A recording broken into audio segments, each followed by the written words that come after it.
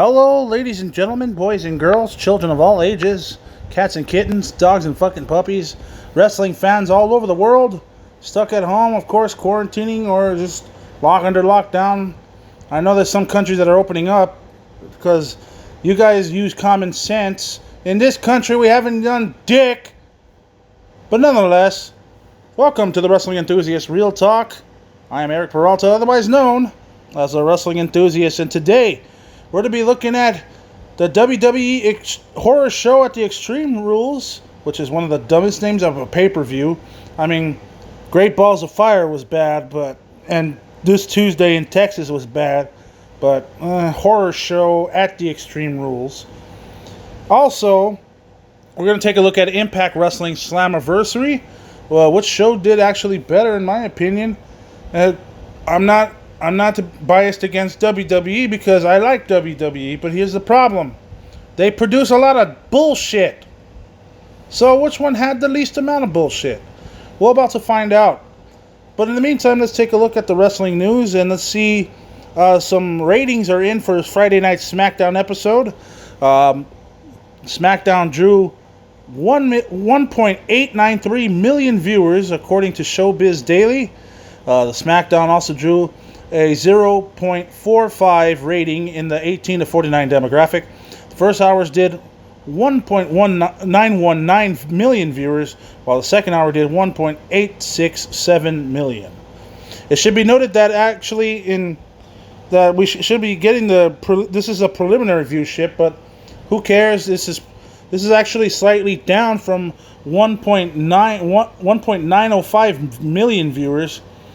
And that's what last week's shit show did on SmackDown. And trust me, it was an abomination.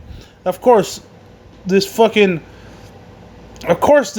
ass show that you put with a stupid karaoke segment and made the women of the SmackDown roster look bad. Of course that was going to be shit. What do you expect? There was also we got an update now. There was a breaking report about Bobby Fulton. He's a legendary professional wrestler. Earlier today, Bobby Fulton had been hospitalized once again. Fulton's son posted another tweet today revealing that his father is now dealing with cancer in another part of his throat. I guess because he fought cancer earlier in the year and it went away, but this time it looks like the cancer has returned and is now on the other side of his throat. So the throat cancer, something you got to work on, and wish nothing but the best for Bobby Fulton, and hopefully he recovers from this horrible situation he's dealing with. But hopefully we wish him well. That's of course with him. Dominik Dijakovic took on Twitter today and gave some high praise to Bianca Belair. For what it's worth, in my opinion, Bianca Belair has the most untapped potential of any professional wrestler I have ever seen. I generally believe that she is already the most talented female in-ring performer in a number of different facets. And it's true, she has the definitive athleticism in the world of professional wrestling.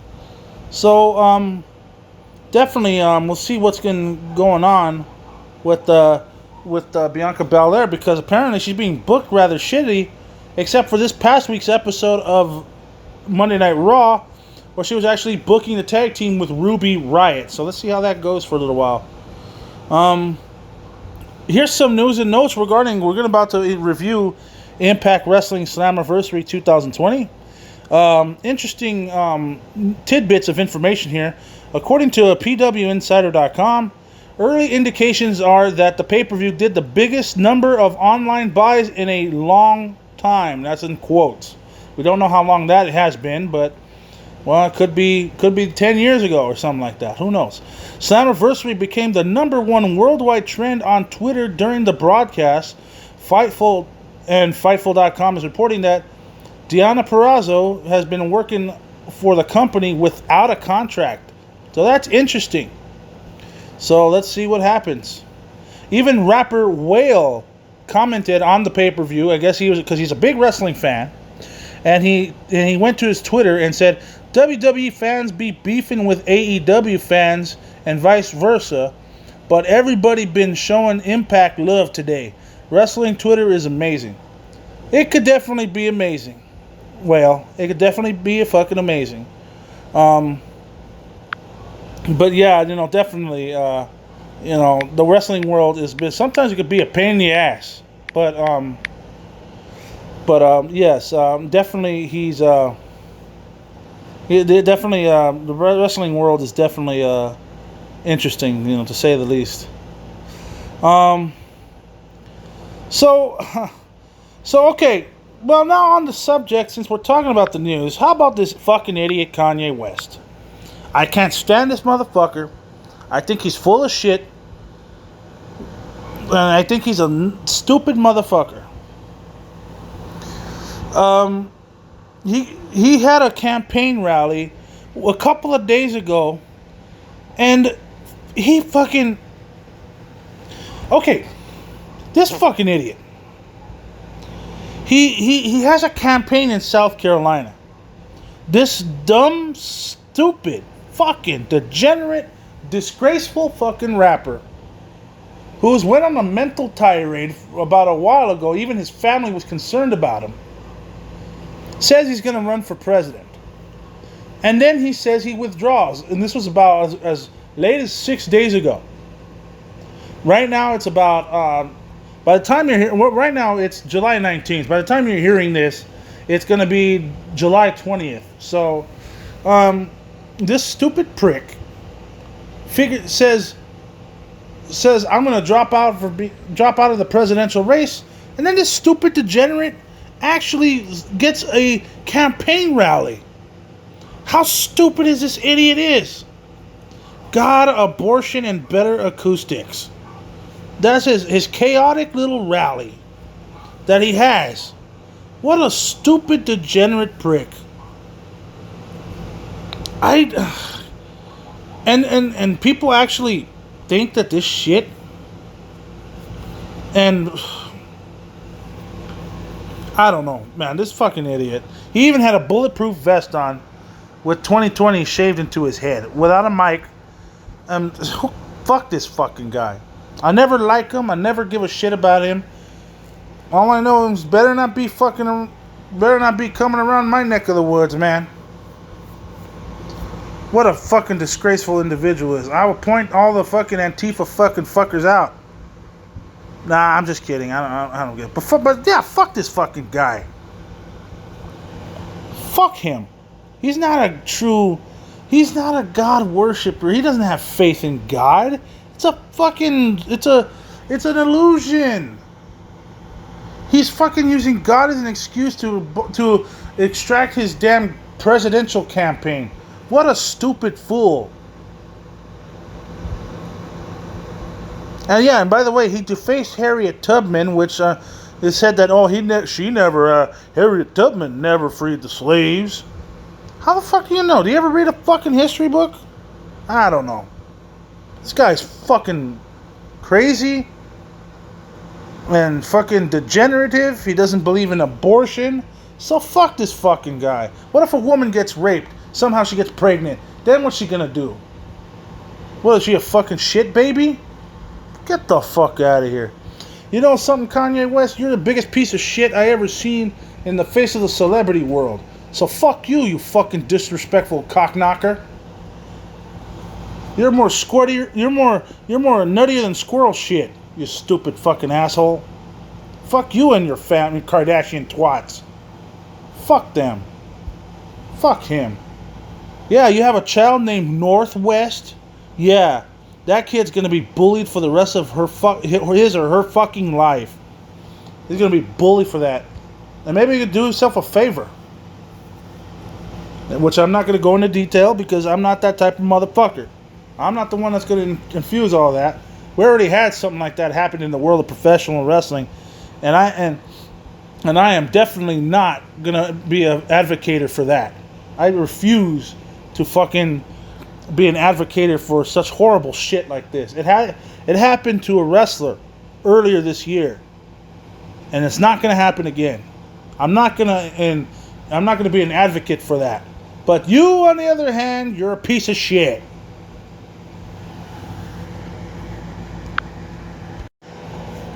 All right, so let's start the main story here, which is we're about to review Impact Slammiversary 2020, and we're also going to take a look at WWE Extreme Rules, the horror show, or the horror show Extreme. I don't give a shit. They're fucking always switching shit up. But anyway, I think let's start with the obvious first. Yeah, let's take a look at Slammiversary. This was recorded, of course, with nobody in the crowd, not even the developmental type of people. No wrestlers are in the crowd. This is just it's actually interesting. So let's see who it is. Let's see how it goes. And the way this show starts is we have a open challenge with the Rascals, which is Desmond Xavier and Zachary Rentz. Now, we're trying to figure out, and we think that, maybe the Good Brothers are probably going to be popping up right away, because there's been a lot of rumors about this show that a lot of ex-WWE talent are going to show up. And showed up they did, but we'll get to that in a second. What happens is, in this open challenge, the Rascals would face any tag team that would come up to challenge them. So, who shows up? It's actually the former TNA Tag Team Champions, actually. Chris Sabin and Alex Shelley, the Motor City Machine Guns. So this was some sort of a surprise, because for them to pop up, another tag team to be thrown into the mix in the tag title situation. So that's good. That's good. I like what I see. So anyway, so here we go. Motor City Machine Guns get early advantage, and by the way, I noticed that Don Callis is back. He's back on commentary along with Josh Matthews, so that's interesting. He actually had some audio issues, but I don't care about that.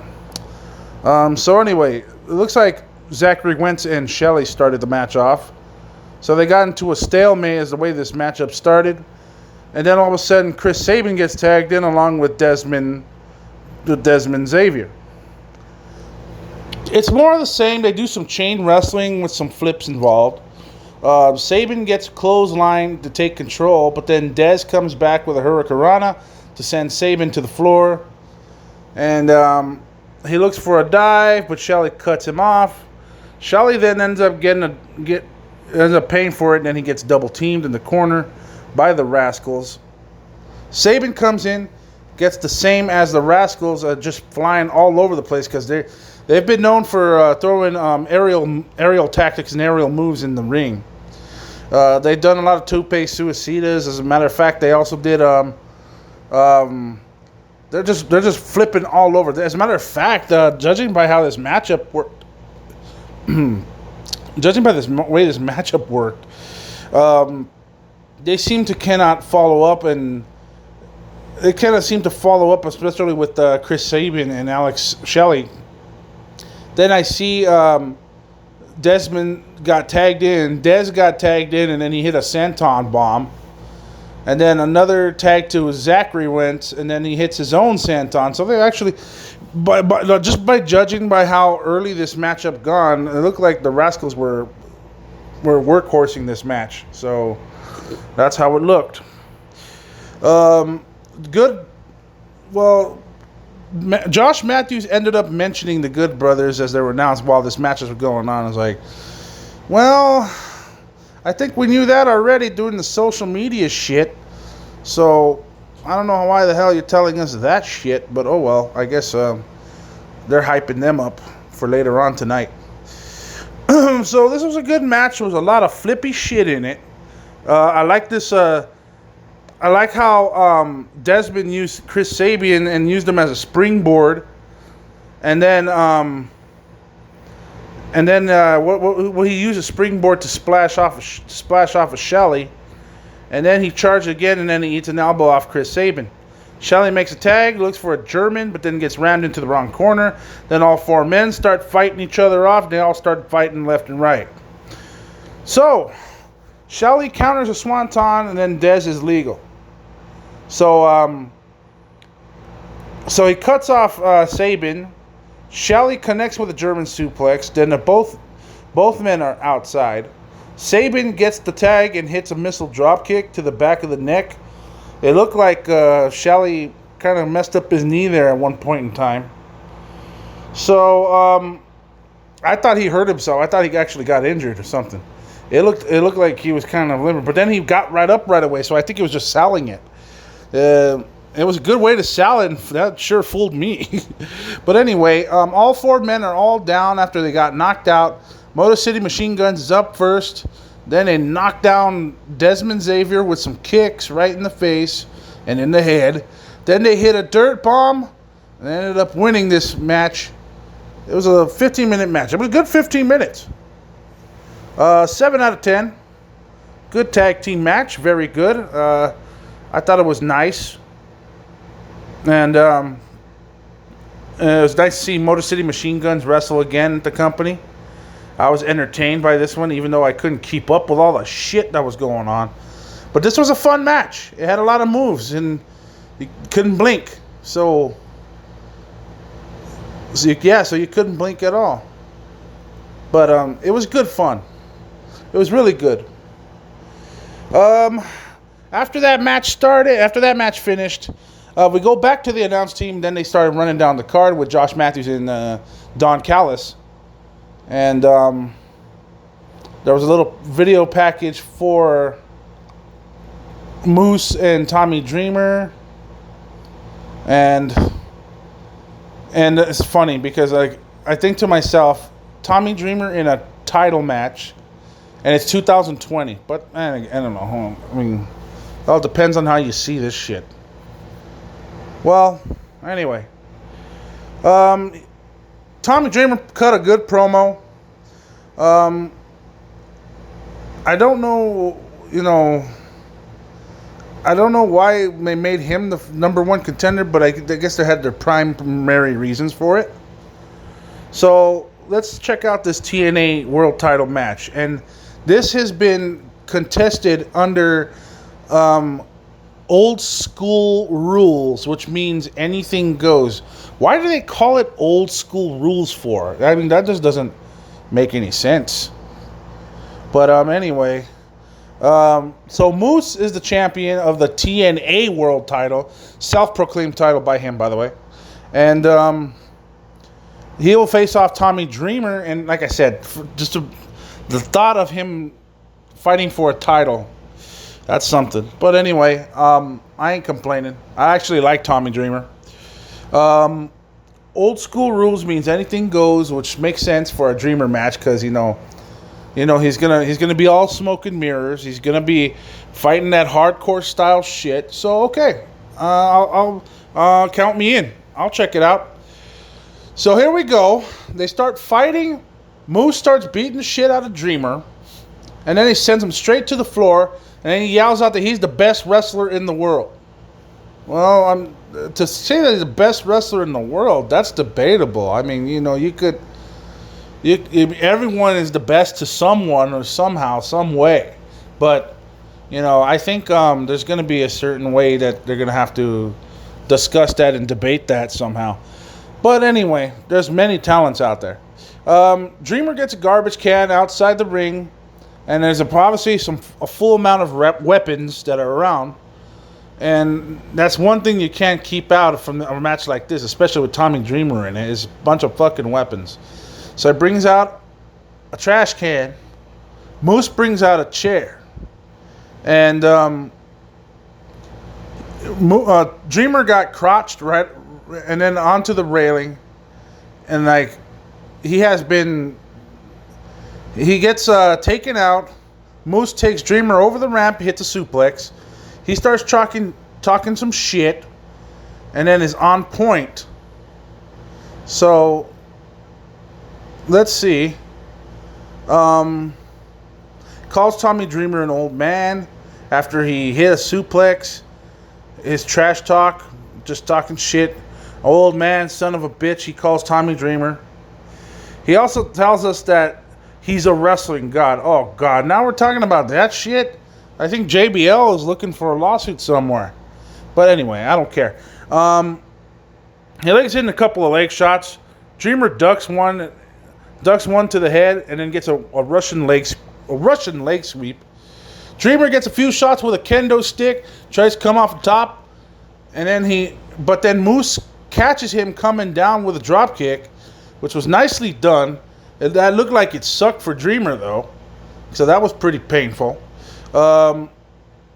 Moose gets the garbage can and puts it over Dreamer's head into the corner, hits a running drop kick. Moose tells us that this is so easy. He springs to the tope and then comes off. He gets caught with a cutter on the can. How funny that sounds. And then he nets Dreamer for a near fall. Dreamer tries to grab a chair on the floor, sets it up, gets he ends up getting caught with a drop toe hold and onto the chair. So now Moose goes to the floor, and then he finds even more chairs and gets a big old fucking stack of chairs. After that, the chairs are piled up in the ring. Moose looks for a power bomb, but then Dreamer is too heavy apparently.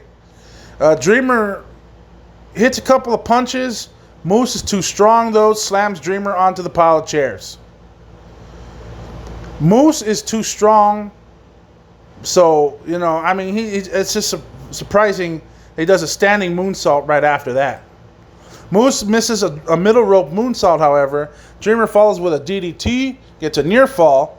Dreamer then rolls to the floor, gets a big black bag, and Callis thinks it's salt. I mean, oh God, I know what this is. This is thumbtacks. Sure enough, I was right.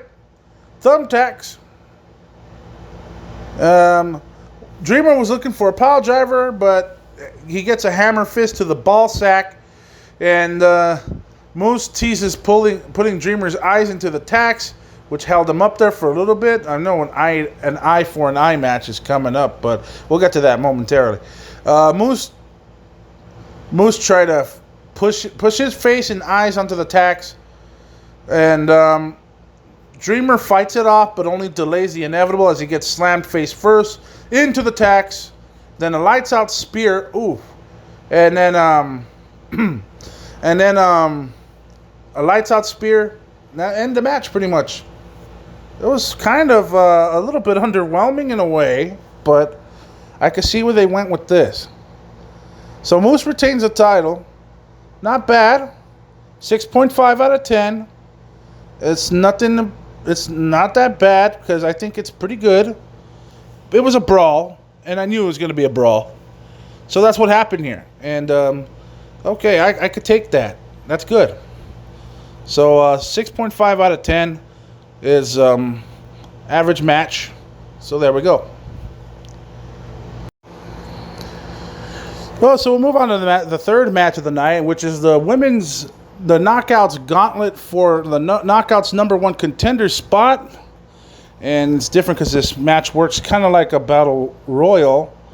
And it's called a gauntlet, but it's kind of like the way how 18 years ago when they had the gauntlet for the gold match. So it's like similar rules. Battle royal, you're eliminated over the top rope. And if you're the final two entrants, it's by pinfall or submission. So that's the way this match works. Now, there's going to be numerous participants in this match. So number one is Tasha Steelz. And then number two entrant is Kylie Ray. Now, it's basically a Royal Rumble-like match with roughly 60 to 90 second intervals. So, but when we get down to two, it becomes a regular match. So it becomes by pinfall or submission. So it's traditional. So anyway, Steelz gets a shoulder tackle in, but Ray is back with a hurricanrana. She does it really nicely. So they have a nice grappling match here going on to start off the gauntlet.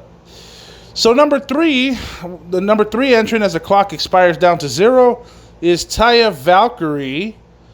Oh, her music is playing, but then out comes her assistant Bravo, and he's dressed like her. Okay.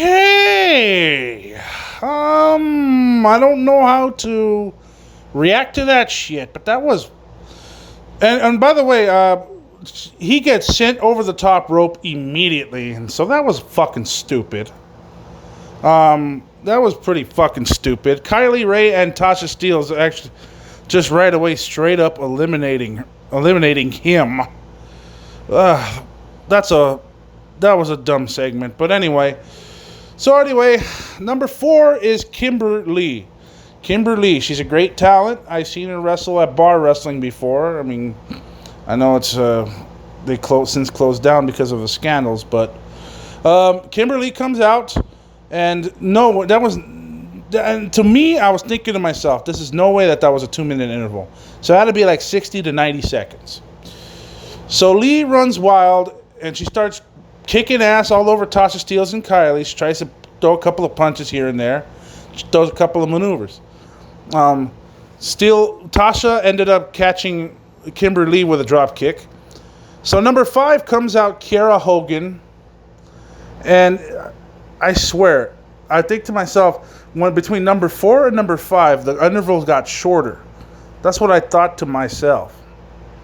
So once that happened, I thought to myself, well, what the fuck, you know? So anyway, Kiera Hogan comes out, and I thought to myself, was this 40 seconds or 50 seconds? They're coming out pretty fast. So Kiera and Tasha are apparently, they're the ones that are helping each other out. Obviously, they fought Susie and Kylie Ray before in the Impact Wrestling episode. So, yes, this is nothing really new. Speaking of Susie, she comes in at number 6. She throws palm strikes to miss a few people, but then Steelz counters a hurricanrana on the top rope. But then she eats a super kick to send her out to the floor, and she is eliminated.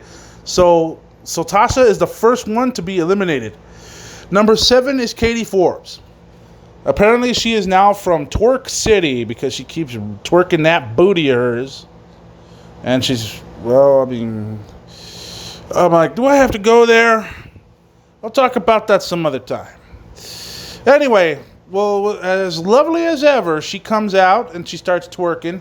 And Kiera tries to compliment her. Well, actually, in the beginning, Susie tries to say hello to her. And she gets a clothesline. She gets punched. Kiera and Katie start complimenting each other out, and then they both start twerking. Then number 8 comes out Madison Rayne. Now, I know who she is, and I know that, Madison Rayne comes out at number 8, and apparently she's usually in the commentary booth with Josh Matthews. So, and the way they talk to each other, I swear to God, when you watch Impact Wrestling episodes on Tuesdays on Access TV, you swear that the way they commentate themselves between heel and face, you swear to think that they were married. But anyway, okay, so she starts attacking her opponents left and right. She runs all over the ring. Everyone is basically social distancing as they lay on the mat while 2 women are fighting in the middle of the ring. Number 9 is Havoc, former champion that was never pinned when she lost her title. She destroyed everyone else, including a chokeslam on Kylie Ray, and then she basically beats everyone up. Here comes number 10, and it's Taya Valkyrie. For real this time. Not no bullshit. So she comes out. She starts coming off and getting some momentum off going, and she starts attacking every opponent that she bumps into.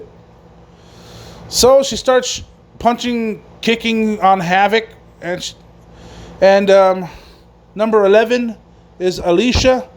She enters at number 11. As about time I think this is probably like one of her first times that she appeared on pay-per-view or something. I'm not too sure, but anyway, she gets a double clothesline on Susie and Kylie Ray. Callis said that Katie Forbes was eliminated. I missed this shit. I didn't even see where she got eliminated. I'm sorry, but that was bad camera work, and that's on the producer's end on that one there. Nevaeh is number 12. Now, she is a longtime partner of Jessica Havoc. So I'm pretty sure they know each other. So, okay. So she runs around. She starts attacking, and Havoc helps her control the ring. So they start tag teaming with each other. Number 13 is Rosemary. And I believe she's the last one. So Rosemary's number 13. Makes sense. We have way too many wrestlers we have too many knockouts in the ring. There's got to be at least 10. Um, Rosemary hits Susie with a spear, and then everyone pairs off for some generic brawling. So they all start fighting. Susie ends up on the apron and gets eliminated by Rosemary. And then Rosemary, her entrance music is playing in the background again. And it's Bravo again, dressed up with Rosemary paint. Okay, what the fuck is this guy's damage? I mean, who is this motherfucker? What does he think he is? Like, this is so fucking dumb. So we got two Rosemarys. One of them's Bravo. I'm like, oh, good lord, this guy's an idiot. He's like a Robert Stone, but he's stupider. So anyway, Bravo ended up eliminating Havoc by my surprise, but then she got eliminated by Kylie Ray. Madison Rain is tossed out next, Rain is tossed out next, and then I think as far as the participants, that's it. There's only 13. Alicia gets eliminated, and then Nevaeh then gets tossed out. Hogan's the next one to go out, and then we're down to 4. Kimberly, Kylie Ray, Rosemary, and Taya Valkyrie. So Lee gets a clothesline onto the floor, and then she gets knocked out. So we're down to Kylie Ray, Rosemary, and Valkyrie. Rosemary gets tossed by Valkyrie by accident. And that leaves us with Kylie Ray and Taya Valkyrie, and now it's a regular traditional match. So, with that being said, the referee enters the ring. Ray gets a super kick out of nowhere, and she wins the match. Kylie Ray is number one contender. Number one contender. Since this is a battle royal-like match, it's a mess, naturally. So I'm going to rate this as a 5.5. Battle royals are not too technical unless you have something like a Royal Rumble going on where they're doing some crazy shit outside, and then they fight through the ropes, not over the top. So that's what happens when they do some crazy shit going on. So with that being said, 5.5 out of 10. Above. It was about average at best. So don't worry.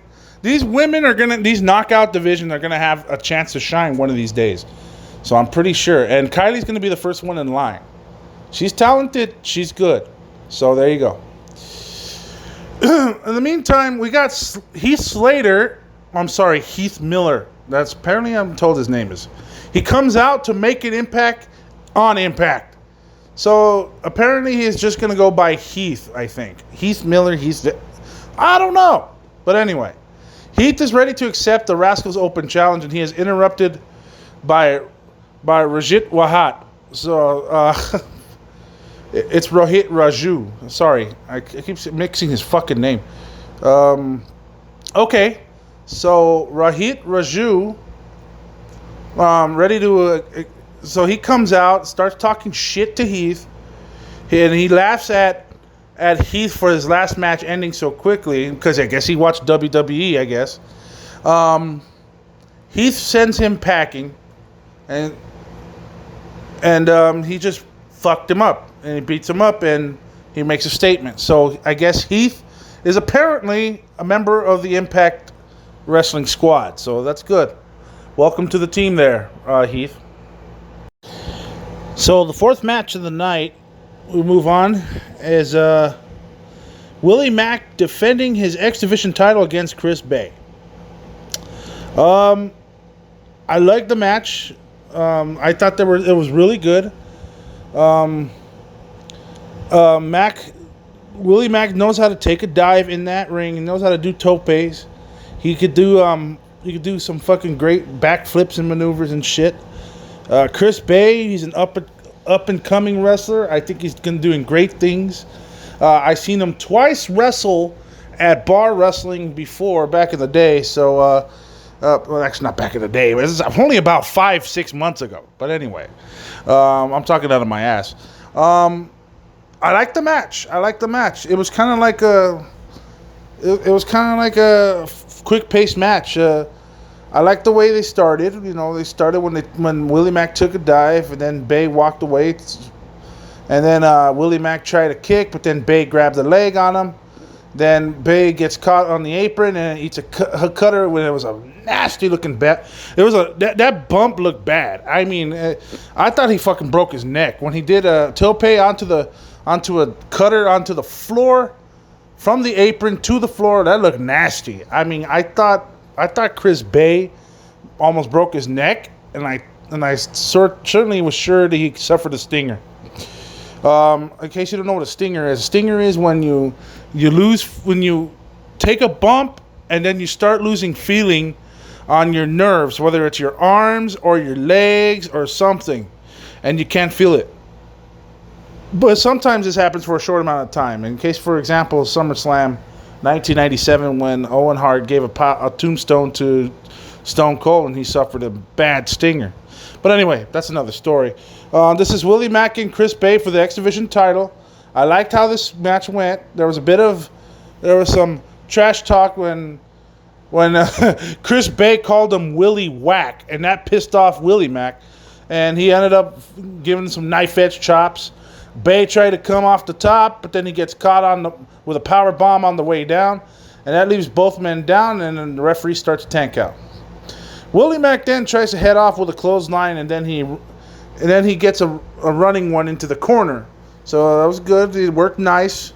Works a fast pace. Mack then gets a running backsplash into the corner. Then an exploder is countered into a pin combination for a 2 count. Willie then catches him a second time with another exploder, and then into the corner. Mack then took too long for that cover, and then it cost him. So Mack ended up going up to the top rope, and then Mack got knocked off on balance because then Chris Bay used the referee as a shield and then sent him into the ropes, then knocked Mack off balance. So then Bay gets a drop kick onto Willie Mack, and then he was in the Tree of Woe submission, and then he gets a sunset flip power bomb for a 2 count. And it's another near fall, and both men knocked down again. Mack then the first one to get up. And he pops off a stunner, and then heads up for a 6-star frog splash. But then Chris Bay gets out of the way. Referee gets caught in the middle nearby. So then Bay goes to the eyes, and then hits the Art of Finesse, and then pins him. 1, 2, 3. Chris Bay is your new X Division champion, and in my opinion, that was good. It was good. Not the greatest, but it was good. I give it a 7. It was a 7 out of 10. I thought it was a good effort from Willie Mack and a great effort by Chris Bay.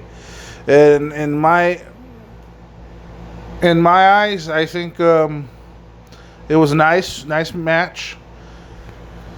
We got a new champion. I thought the decision was good. It was a good decision. Willie Mack was a great champion, no doubt. But Chris Bay, I could tell this guy has something going on for his career. So, he gets that X Division championship. So, congratulations to Chris Bay. After that, Heath then is backstage, then meets up with Rhino, and they engage in a conversation, and they have a nice little moment because they remember they used to work in WWE. And they were the first SmackDown Tag Champions. Oh, man. Heath is told he is a free agent and it can't be here because of the pandemic. He is given a few seconds to say bye, and then Rhino tells him to say hi to the kids. Well, that's cool. So, next match, we got the Impact Tag Team titles. They're on the line between the champions of the North, taking on Ken Shamrock and Sami Callihan. And before I start going in towards the matchup, I gotta say, and I don't mean this by any type of discourageable remark or any type, because I like Ken Shamrock, and I like Sami Callihan. As a matter of fact, I took a picture with him back in PCW Ultra back in June of last year. Well, Ken Shamrock looks wasted. I mean, he looks wasted. I mean, nothing against him. Like I said, I mean, he's in great shape for his age. But, it's just that, man, I mean, he looks like, he looks like, he looks like he's been struggling. But you know what? He's still capable of kicking some serious ass. I mean, I think he could win a true MMA fight if they had tournaments that had participants that were 50 and older. But anyway, that's fucking mean. I shouldn't say that. He'd probably kick my ass if he heard me. But no. I mean, I give him props. Don't get me wrong. He's a good guy, great fighter. He's a great legend.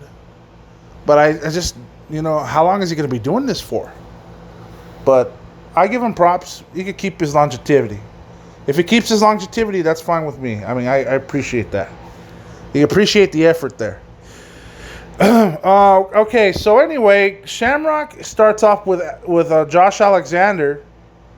And Shamrock nearly got his arm, but then he had to go onto the mat and then look for a triangle choke early on in the matchup. Then he turned it on to an ankle lock early in the matchup, but Alexander gets to the bottom rope.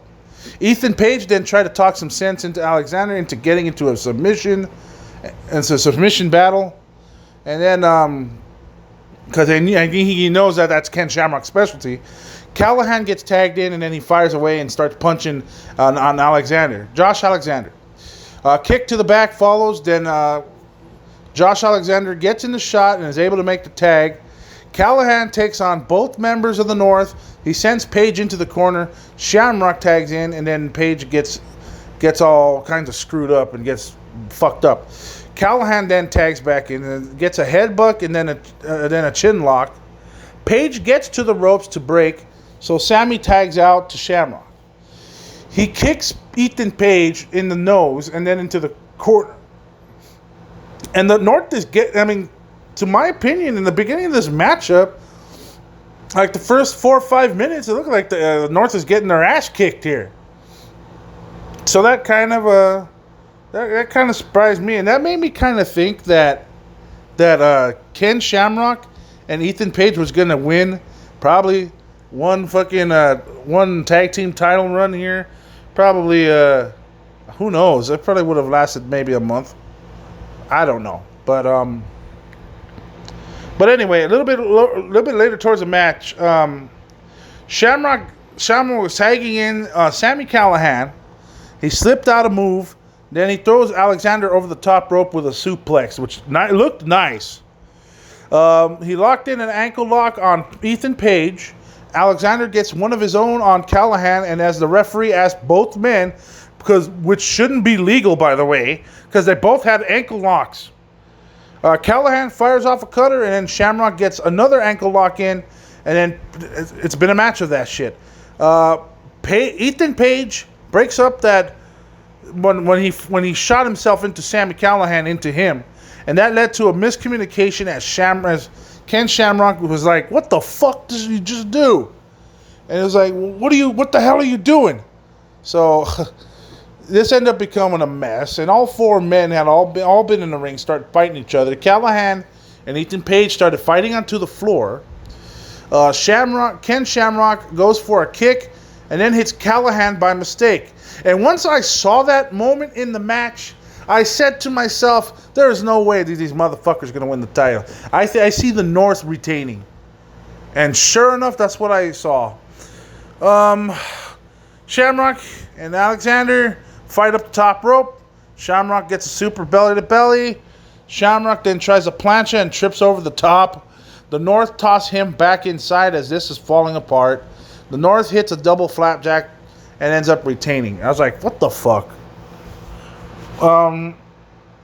This was a 6 out of 10. This is above average. And you can't sometimes it's difficult to produce a fucking masterpiece out of this. But it was a 6. It wasn't that good, but it wasn't that bad either. It was about solid, above average. And I thought it was sloppy in the end, so I just didn't care for that. Okay, so after that, the North cuts a promo and then say they're the best tag team champions in Impact history. Here comes Motor City Machine Guns.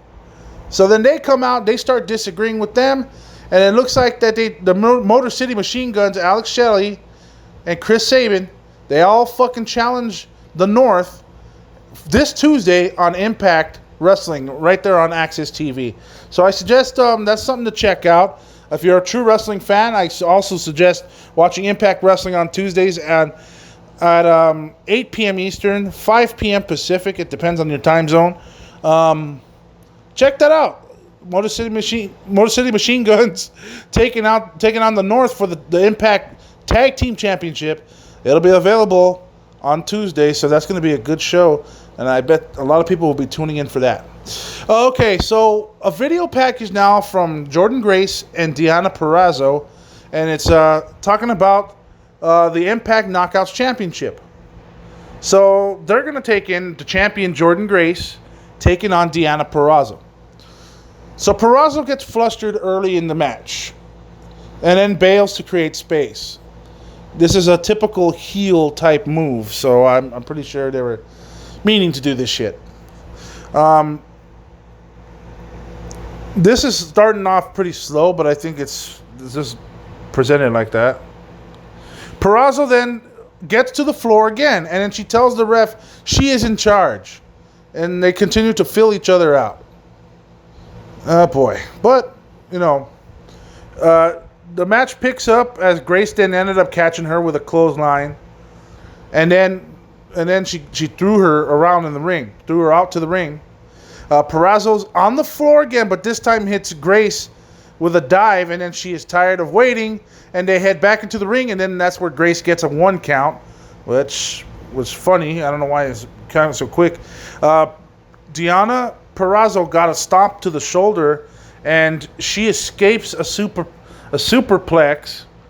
And then the announcers are trying to put Deonna Purrazzo's armbar submission, which is one of her specialty moves. And to my understanding, that is one of her specialty moves. It's hard to really keep an eye on her career, especially when the last where she worked was in NXT, and they weren't even fucking using her. But anyway. So Grace gets to the ropes, and Purrazzo kicks the arm. That was a nice way to counter a counter. They do a reversal sequence where Purrazzo gets the armbar for a brief second, but then Grace is out, and another time they go, and then Purrazzo gets the arm breaker once again, but Grace is able to wiggle herself out of the way to the ropes and break it again. So she's done it twice that she broke the count. And she broke up the submission. So this match felt more submissive, more than it was so it felt like a traditional wrestling match. A little bit towards the end, Grace started hitting a couple of slams. So now we're starting to see the suplexes and the throw bombs, and then we're seeing the some knees and a couple of slams by Jordynne Grace, because she's very good at that. Deonna actually hit Grace with a German suplex, but then Grace ended up popping up and hits one of her own on Deonna Purrazzo. So then she comes back with a pump kick and then goes to the arm, and then she hits the pendulum snap suplex, and then she got a 2 count still. They ended up fighting over a suplex. So they tried to get an attempt going on, so they wanted to see what was going to happen. So then Deonna gets caught with a boot charging in. Grace connects, and she gets a Vader bomb. Looked nice. I mean, Jordynne Grace is great. She has the stature to pull off a Vader bomb, so she does it wonderfully. And I for one liked how she did it.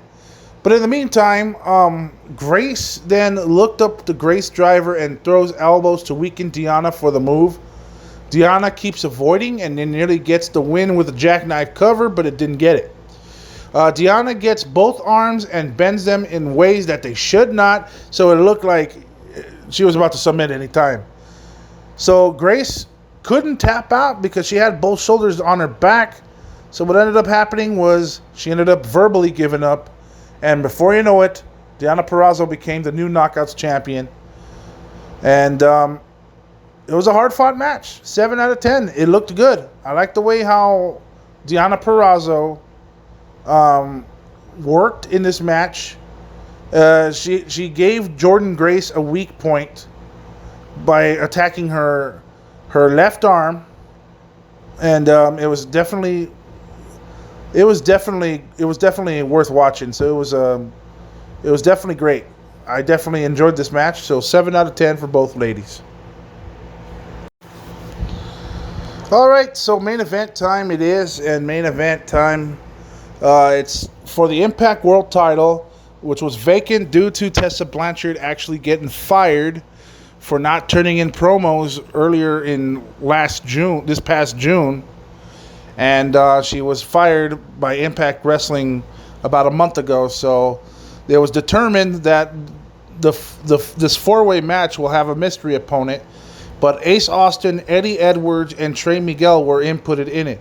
Now, originally, of course, this match was a mess because, well, before the match started, it was initially a mess for setting it up because originally Michael Elgin was supposed to be in this match, but he was let go and was fired due to the speaking out allegations that were going on at the time. So, and then that plus Tessa's departure didn't do them any favors, so they had to improvise. But I say, after watching this match, they actually recovered quite nicely. So let's see how it went. Ace Austin comes out with Madman Fulton. Eddie Edwards comes out, and then Trey Miguel comes out. Of course, the Rascals are not there because they wrestled a hard-fought tag team match. They were defeated by the Motor City Machine Guns. So who would the fourth guy be? Now, I was thinking Ethan Carter 3 could be Eric Young. So who ended up turning out to be? It was Rich Swann. It was funny because Rich Swann cut a promo, and he was actually cutting a promo on Willie Mack or wherever the fuck it was. I think it was Willie Mack. But anyway, he was on crutches when they were doing the interview. So he shows up in this match. He had the crutches, then he tosses them aside. He was actually fully healed. Well, I mean, that's kind of a surprise. I mean, if that's your return match after you recovered from an 8-month debilitating injury, you know that's something that you want to do from time to time. So that's, I think that counts for something. So, well, it was nice to see him, but it was not the mystery that we were expecting. So, before the bell would start, there would be some music playing in the background. And here comes Eric Young. Well, that's a bit more surprising because now Eric Young is a former WWE wrestler that got let go because of Vince. But anyway, he said that he's making this match a 5-way match. So here we go. Ace Austin, Eddie Edwards, Trey Miguel, Rich Swann, and Eric Young for the vacant Impact World title.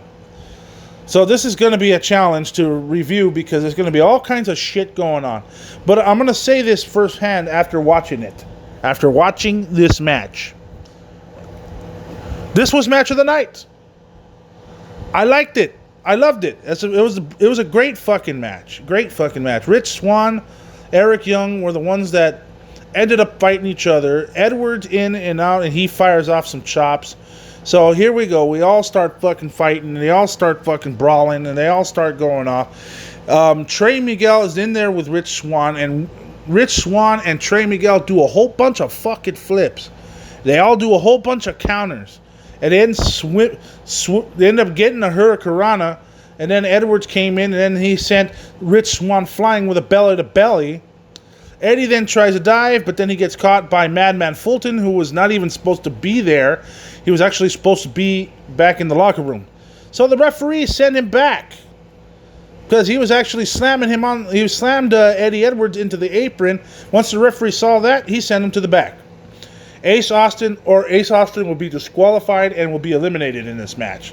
Oh yeah, and by the way, this 5-way was based on elimination rules. So whoever gets pinned will have to go back to the locker room and head for the showers. So anyway, Trey Miguel looked really good. He speared Ace Austin and then chases him to the back into the ring. Then Rich Swann gets a Hurricanrana from the top of Austin and looked sick. Eddie Edwards and Eric Young had a have a little fight on their own. And they start leading towards Edwards firing off rapid fire chops. It looked like one of them strong style type of chops. Edwards kicks in Swan in the face, and then he power bombs him onto Young, which looked like it hurt. Ace Austin then catches Eddie Edwards with an elbow. Then he tries a backpack stunner, which kind of like a reverse version of the stunner. He ended up escaping that move, and then he ended up countering. Then Trey and Ace Austin ended up punching and fighting each other again. As Rich Swann gets a springboard stunner, he tries again on Edwards, but then eats a blue thunder bomb. Young has been cut open above his eye, and it was a nasty little cut, like a little somewhere like around the right eye. It looked like something that the doctor had to check out. But the good thing about it, they kept going. He kept moving on. Everyone is out there fighting out on the floor. Then Trey yells for Ace to get up. He then throws in strikes, and then Trey Miguel starts getting a slap to the face. He kicks Ace Austin to the face. Apparently, everyone else is sleeping. I don't know what the fuck is going on. Trey Miguel gets a Hurricanrana, and that is like the 100th one that he's done. He's been fucking giving them Hurricanranas left and right in this match. I'll say, it's nice looking. But only one move is going to take you so far. He's fast as a cat, though. I will give him credit. So Trey tries to get a neck breaker onto Ace Austin. And then Rich Swann ended up coming back. Then he ends up eating a head kick from Trey Miguel. Eddie Edwards and then Trey start fighting. And then it ends up with Trey diving onto the floor, hitting something that looked like it should have knocked the fuck out of Rich Swann. And he was spiked on his head. It didn't look... But for some reason, it looked painful. I mean, Rich Swann, he took the blow, but for some reason, Trey Miguel was the one that was hurt the most. So that's weird, because I thought that it could have knocked. That was pretty dangerous, and it could have knocked both of them out. But it's risky. It was a bit risky, but Austin and Ace and Edwards started fighting back into the ring while that happened. Edwards gets a Tiger Driver, but then Trey ended up making the save. I guess Trey stated that he wanted to eliminate Ace Austin.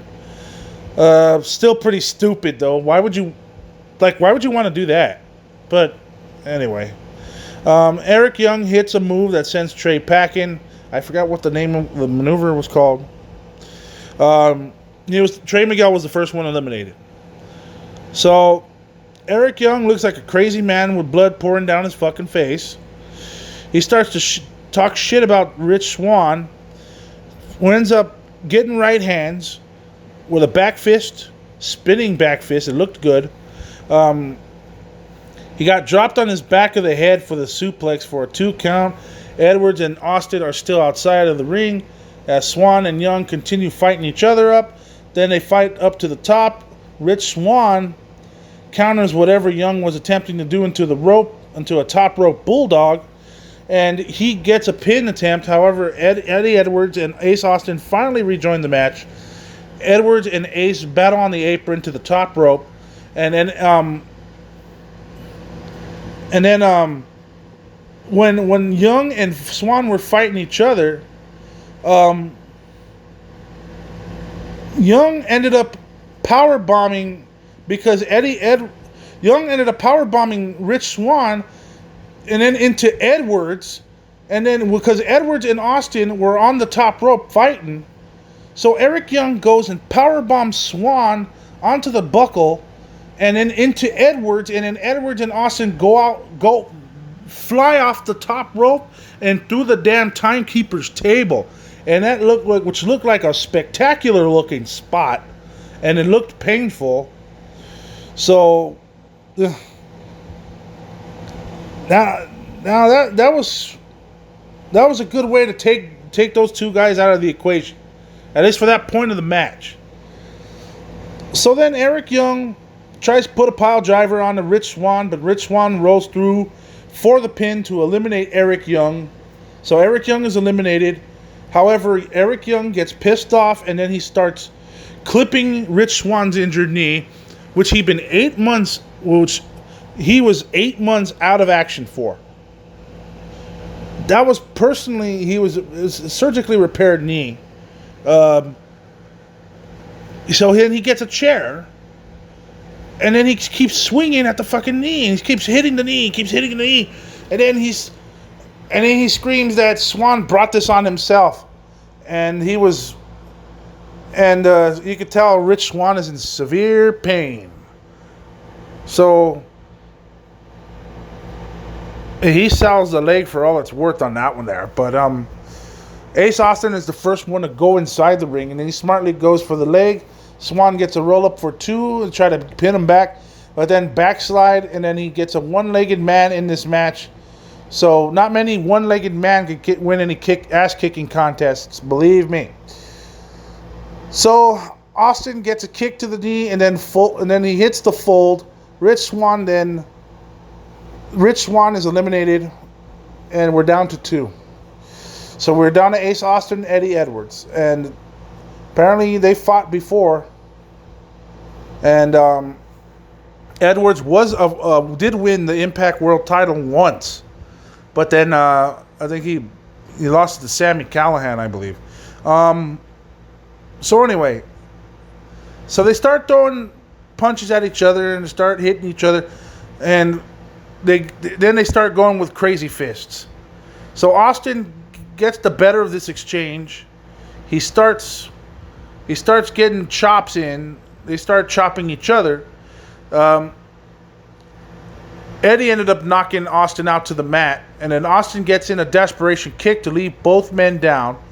Austin looks for the fold, but Edwards catches him with a belly-to-belly into the corner for 2 count. Austin then gets a counter reversal and then sends in Eddie Edwards into the ropes, hits the fold again, gets another 2 count, and that didn't finish him off. So he heads up the top rope, gets caught by Eddie Edwards, and then he hits a diehard Flauschen, which was it was a nice looking maneuver, and it was great. It looked like 2 guys that know what they were doing, and Eddie Edwards ended up winning the Impact World Championship in a match that was beautifully done, in my opinion. It was an 8 out of 10. I love this match. I loved how Trey Miguel looked in this match. He was doing some crazy hurricanranas. He was quicker than Cat. And I liked how Rich Swann performed in this match. And when he was fighting Eric Young, he was selling the shit out of him getting his knee massacred and probably broke his damn knee. Who knows? He was fucking severe. He just barely came out of 8-month absence after he had injured his knee. So the good thing is, at least, he's back to normal in a certain way. So for him to sell the knee injury is crazy. But yeah, that was a good little thing. I like the way when Ace and Eddie took that bump off to the ring announcer's table. That was a nice little spot. So 8.5 out of 10. I like the way this match turned out. So after this match, because I was thinking to myself, so I guess there's no Good Brothers in this show, and I guess there's no Ethan Carter 3, EC3 in this show either. So people were like, what the fuck happened? And then here comes Madman Fulton out and ended up fighting Eddie Edwards. Eddie Edwards just won the match, and he's getting his ass kicked again. But then here come the Good Brothers started coming. Luke Gallows and Carl Anderson. They stare off with Ace Austin and Madman Fulton, and Edwards was in the corner, and they looked like they were going to be a heel. Because they started talking, and they ended up shaking Ace Austin's hand, and what ended up happening? He ended up kicking Ace Austin and Madman Fulton's ass. So they both get the stun gun, and then Austin eats a magic killer slam, and before you know it, boom. That was a great way to send us off the air. And then right when we were just about to go off the air, a video of Ethan Carter 3 shows up. And that gives us a tease to what he's going to do in the Impact, because basically he's saying he's back. So what is this going to mean? Is he going to come back on Tuesday? We're going to find out. So let's do a quick recap here. Just a quick recap of what's happened in this whole entire show. The Rascals had an open challenge to any tag team to challenge the Rascals. And the Motor City Machine Guns, Alex Shelley and Chris Sabin, they all showed up. And before you know it, they ended up putting a nice little matchup going on. 7 out of 10. It was good to see. I almost got scared for Alex Shelley a little bit because I thought he was grabbing his knee for a little while, but it turned out he was actually okay. So 7 out of 10 for that. A TNA World Title match between Moose and Tommy Dreamer. Moose ended up retaining against Tommy Dreamer, and it was an old school rules match, which basically means it was no holds barred, anything goes. It was a hardcore match, basically. It wasn't bad. It was good. It was pretty solid. I think they could have done better with the weapon usage, but at the same time, it was not bad. It looked good. 6.5 out of 10. It was okay. The gauntlet match for the Knockouts #1 contendership. I saw 13 participants. 12 if you count fucking Bravo showing up twice. Not only dressed up as Taya Valkyrie, but he also dressed up as Rosemary for some reason. Kylie Ray, to my surprise, I expect Kylie Ray winning the match. I thought Taya Valkyrie was going to win, or I thought Susie was going to win. So that kind of surprised me a little. It's a battle royal. I mean, for God's sakes, it's 5.5 out of 10, dude. There's not really much to expect, except you're going to see a vast majority of the division used here. So that's all I could say about that. 5.5. Kylie Ray, congratulations. She's going to take on Deonna Purrazzo. So let's see how that goes. Heath Slater comes out, apparently now known as Heath. Cuts promo on Rohit Raju. And, that's just basically showcasing he basically is wrestling for Impact. At least as far as I know. X Division title match, Willie Mack and Chris Bay. I actually enjoyed this match too. I thought it was a nice 7 out of 10. I'm sorry. It's actually I take that back. It's actually a 6.5 to me.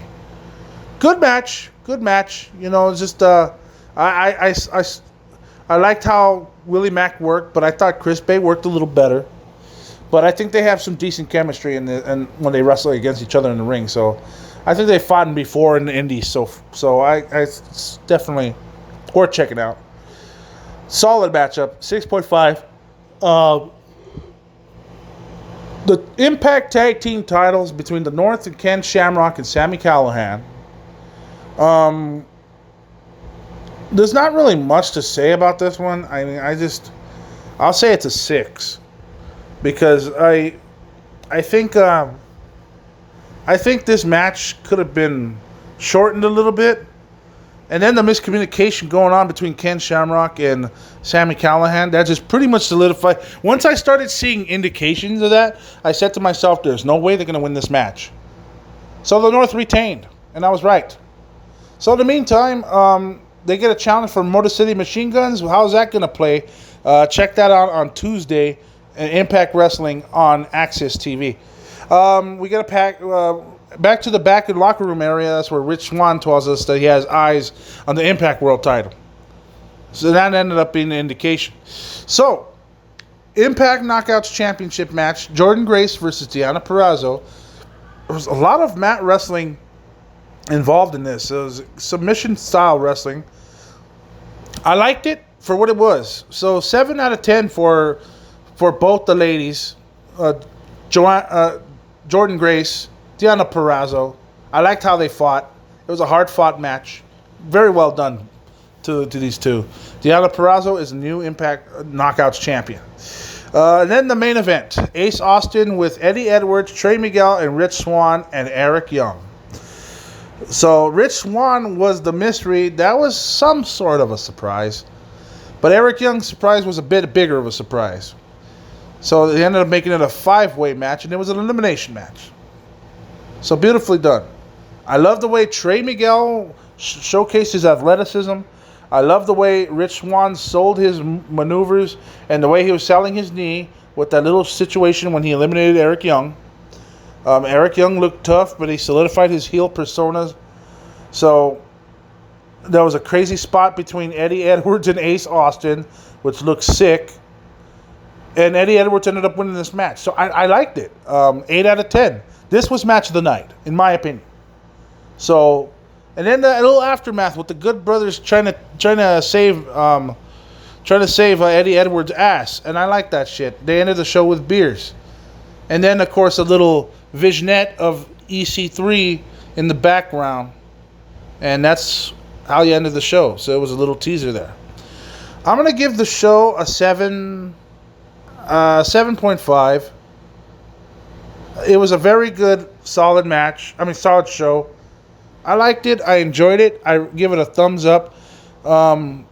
Check it out, or order the replay on pay-per-view or something, or I don't know. There's Fight TV has it on, so that's something that they should check out. So, kudos, Impact Wrestling Slammiversary 2020, or Slammiversary 18. Some people call it Slammiversary 18.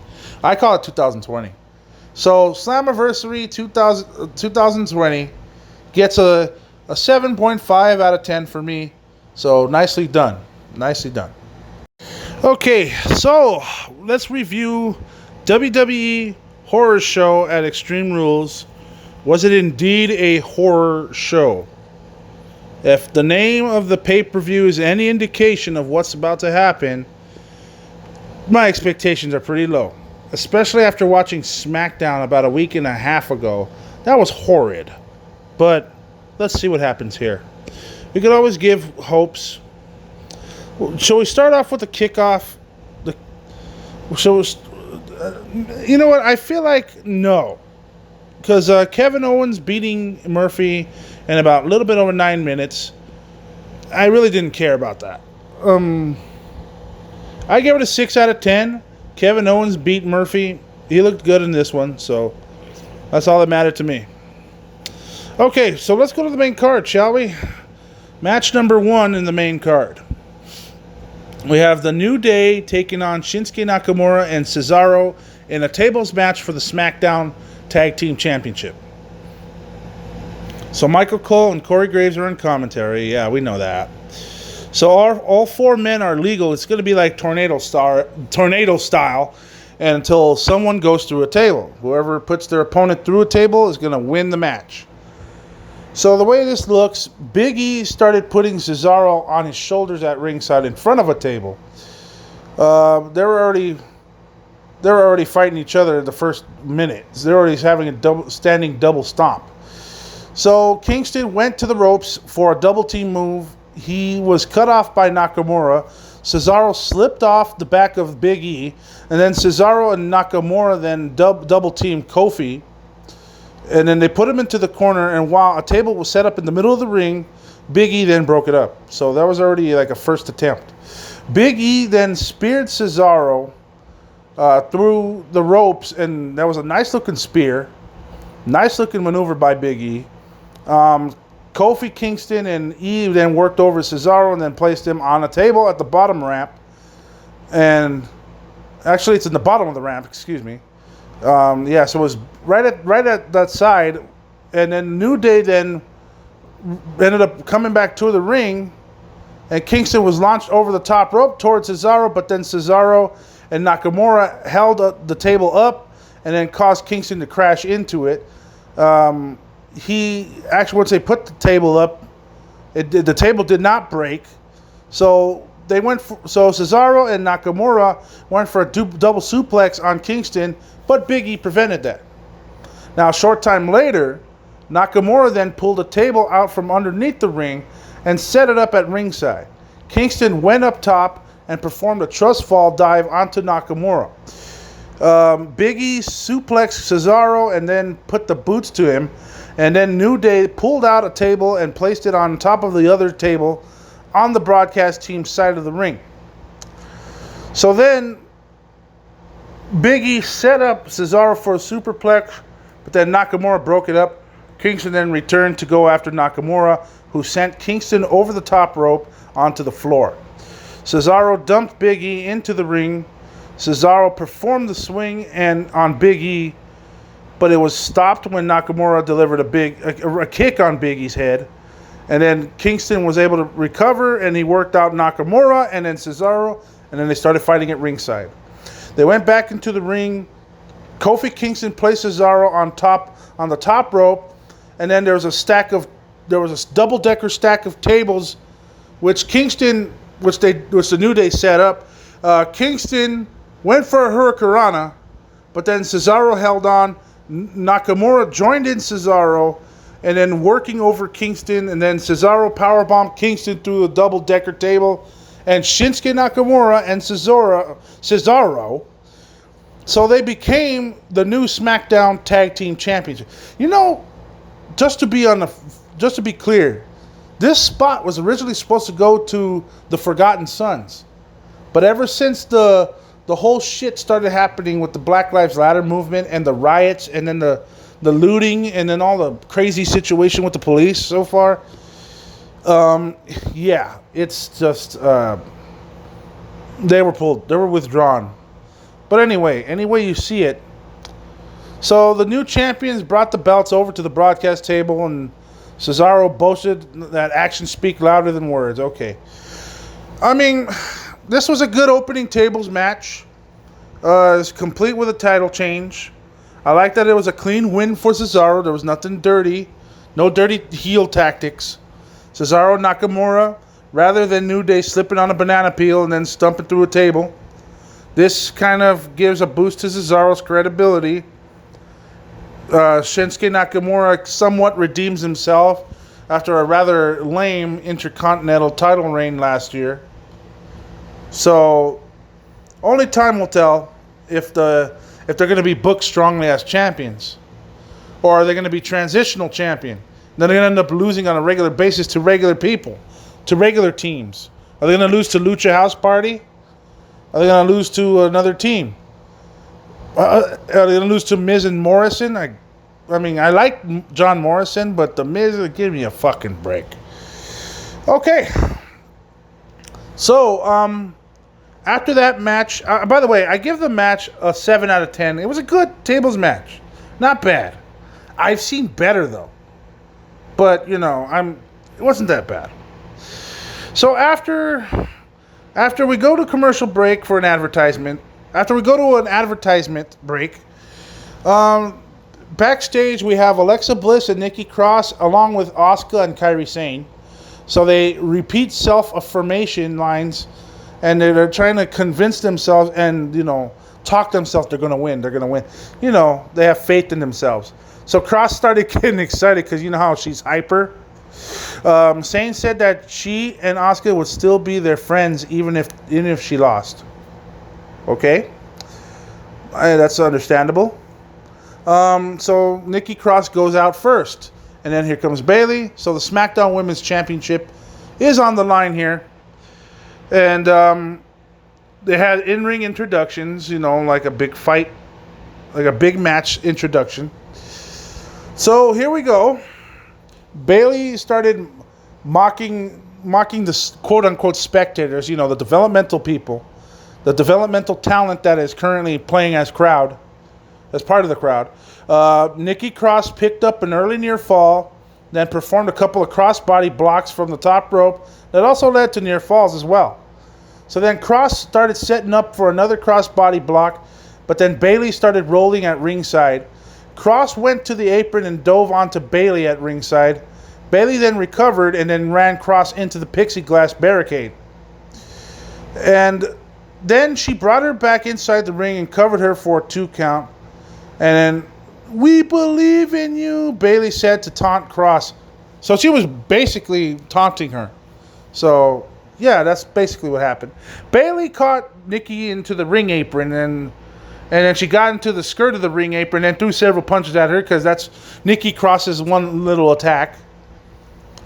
Bayley then ran into the ring and went for a baseball slide, but then Nikki caught her in the skirting and then worked her over briefly. Back inside the ring, Nikki Cross mimicked one of Bayley's old mannerisms. You know, the huggerism thing. Yeah, I remember she used to do that. She don't do that shit no more. Bayley hit her Bayley to belly finish. She gets a near fall out of the whole thing. Bayley placed Nikki on the top rope and suplexed her for another near fall. Bayley started barking at the referee, started complaining. Cross roll up, 2 count. Bayley got up for delivered a knee to Cross's head, then covered her again. And you know something? That's like 7 or 8 near falls in like 2 minutes. That's getting tiresome. Especially if they're not nice looking. They're not really rolling her up, you know? So, come on. So anyway, Bayley ended up jumping on ringside and then stopped and hugged Banks. And Nikki Cross caught Bayley going for a move. Back inside the ring, Nikki knocked Bayley down a couple of times and drop kicked her across. Then, you know, she bulldogged Bayley out of the corner. Cross then went up to top, had a leap over for a charging Bayley. Cross then performed a ripcord move, some shit. It looked like it was another momentum mover there that ended up covering for another 2 count. So then Bayley then caught Nikki onto the ropes and it hits her with a running knee that led to a 2 count. Bayley started charging at Nikki. I mean, if you look at it closely, this is kind of like they both were trading shots left and right. It kind of looked even at one point in time in the match. So at the end of the match, Banks started slipping in one of her rings to Bayley. So then Alexa Bliss then ran over to, and the referee got caught up with her while Bayley started hitting Nikki in the gut with the ring. And Bayley then drove Nikki Cross's head into the mat and then pinned her 1, 2, 3. It was a dirty victory, but it was a heel-like victory. And Bayley ended up beating Nikki Cross. And this match worked well. I never brought into the idea if Cross was going to win, but it was a nice little story. It would have been nice if she actually won. She could have been a transitional champion. Give the title to Nikki Cross. And then after that, let her lose it on an episode of Monday Night Raw. Friday Night SmackDown. I'm convinced Raw is better than SmackDown. But she could have had a little 1 week, 2 week title run. She could have that could have set up, because there's a lot of ideas out there, but they don't do it. They just keep it to the basics. But whatever, I don't care. Not bad, solid. 6.5 out of 10. I give Nikki Cross and Bayley credit. So what happens here? We get to see a Firefly Funhouse segment here, and it's in black and white. And Bray Wyatt here is acting like a mad scientist. Welcome to the horror show, and I'm about to show you something so horrifying. And it's the footage of last week's SmackDown when they had the SmackDown women's division roster doing the karaoke contest, which was the drizzling shits. They showed the intro of that, and then Wyatt shows in color and blamed Ramblin' Rabbit and said, Hey, that's not the footage we're showing. That's not it. I know what you're trying to do here, but that was a dig at their own selves. When you had to make a segment so shit, you had to make fun of it yourself. Kudos for making fun of yourself. But anyway, he went back to black and white and went back to mad scientist mode and pictured return for the rest of the segment. So it was nothing too enticing. Tom Phillips, Samoa Joe, Byron Saxton now are in broadcast table, so this is a Raw portion, I guess. So here we go. We got a matchup between A matchup advertised between Apollo Crews and MVP. So you want to know what happens? Okay. Phillips claimed that Apollo Crews was at the Performance Center earlier, but he couldn't pass his pre-match physical due to injuries he suffered at the hands of Bobby Lashley. Phillips narrated highlights from the past Raw of Lashley putting Crews into the full Nelson. So here comes MVP and Bobby Lashley. So they're in the ring. MVP said that this will be a lesson to anyone foolish enough to step foot in the ring with Lashley, MVP, and MVP named himself United States Champion via forfeit and grabbed the new title belt off the podium from ringside. MVP and Lashley made their exit with the title belt around MVP's waist. Okay, first of all, I got a question. Why was this advertised as a fucking match? One can only hope that he's all right, and hopefully he did not catch the COVID-19. That's the only thing I'd hope for. But if he had suffered some sort of injury, and he wasn't going to compete in this match, why? And I asked myself, why did they advertise this match? This was a waste of 5-10 minutes. They could have done something much more productive in this show. So this shit didn't count. In the meantime, we played an ad for SummerSlam. Oh, great. And then a video package focused on Seth Rollins and Rey Mysterio, which means that this coming match, Seth Rollins versus Rey Mysterio in an eye for an eye match. Rollins entered first. Rey Mysterio comes in and he enters from the back of the ring. So he surprised him a bit with a drop kick. Mysterio then sent Rollins into the corner and grabbed the pliers, because Seth Rollins walked in the ring with pliers. Rollins ducked away. Mysterio pulled out a toolbox out from under the ring and pulled out a piece of a rebar, which is a fucking tool. Rollins rolled to ringside, pulled out a kendo stick, hit Mysterio with it. Mysterio rallied a bit after that, and then he went for a 619 on Rollins that he avoided. Mysterio came back, went for a Hurricanrana. Rollins stuffed it and then performed a Falcon Arrow onto the ring apron, which was nice looking.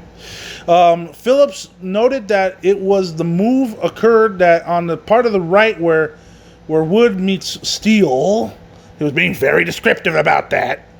I'm like, give me a fucking break. That's typical WWE to do that. Tom Phillips, second-rate Michael Cole. Anyway, thank you for that fucking lesson, dipshit. Like if wrestling fans have not seen for 30 or 40 fucking years don't understand that. Shut up. Anyway, Joe said it's all steel and there's no wood on the apron. Yeah, okay, whatever. At least Joe corrected his ass. Because at least Joe knows what he's doing. He's not bad on commentary, actually. Byron Saxton's just a doofus. Anyway, Seth Rollins tried to shove the face of Mysterio into the ring steps. Mysterio fought him off. Short time later, Rollins grabbed a chair and tried to drive the bottom of the legs of the chair onto Mysterio's eye. So then Mysterio fought him off, jabbed the chair into the gut of Rollins, and then Rollins grabbed a pin and then tried to jab Mysterio in the eye with it. But then Mysterio kept moving. And once Mysterio performed a drop toe hold that drove Rollins face first into the broadcast table, Rollins covered his eye, which looked like, something might have happened. So Mysterio grabbed a chair and tried to jab it into the eye of Rollins, who blocked it. Mysterio went to the toolbox, but then Rollins hit him from behind with a chair. Rollins grabbed some rope and tried to tie Mysterio to the bottom rope, but Mysterio used his legs to pull Rollins to the ring post. So, back inside the ring, Rollins took control. He used the red bar and a kendo stick. He broke it in half. And then he tried to stick that pointy bamboo-like part of the kendo stick and try to drive it into Seth Rollins' eye. But that didn't work. So, Anyway, a little bit towards the end of the match, Mysterio knelt onto Rollins and then jabbed a stick near the eye of Rollins, who ended up covering his face. Mysterio then hit Rollins with a 619. The wrestlers went to ringside and fought near the ring steps again. Mysterio hit Rollins with his own stomp finisher. Mysterio pulled the eye cover off of the mask and then jabbed the eye of Rollins into the edge of the ring steps. Rollins used his leg to low blow Mysterio right in the nuts. And then Rollins then delivered a stomp to the head at ringside. Rollins brought Mysterio over to the ring steps. And he shoved his face toward the edge. And then Rollins backed off. And then he moved towards Mysterio, only to back off again. Rollins acted sick. And someone said, "It's out, it's out, it's out." Samoa Joe said on commentary. So Seth Rollins beat Rey Mysterio. Seth Rollins was fucking blowing chunks at ringside. Dominic came out with the trainers, and then they rushed Rey back to the back in the locker room. Rollins remained at ringside and was booed and taunted by those fucking developmental wrestlers that are playing as developmental talent, that's playing as a crowd. Rollins acted bothered by the taunts. Then the ramp. Then he limped up the ramp, headed back, and he wins the match. Well, I want to give the match a 6.5 out of 10. It was a solid outing, but at the same time, I thought to myself, what the fuck? The way to win this match is you rip your fucking opponent's eyeball out of his socket. I didn't even get a good vision. I just saw a lot of blood. And I don't know what the fuck that whole thing was about. I admit it's crazy. It's probably foolish. But, I mean, it's PG rated show, right? But yet someone's eyeballs out. And it looked like the yellow snow cone segment from fucking Jackass, where he was fucking puking out, where he was fucking blowing chunks and puking his ass off when fucking he saw something gross. So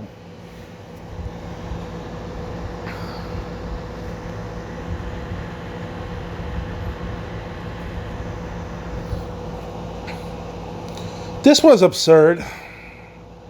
The stipulation and the finish. The wrestlers did their best to make that nonsense work. But, I mean, 6.5.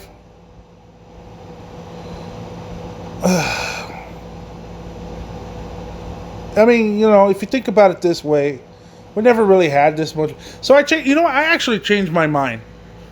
That 6 out of 10, actually. I just don't know what to think of it, really, to be honest with you.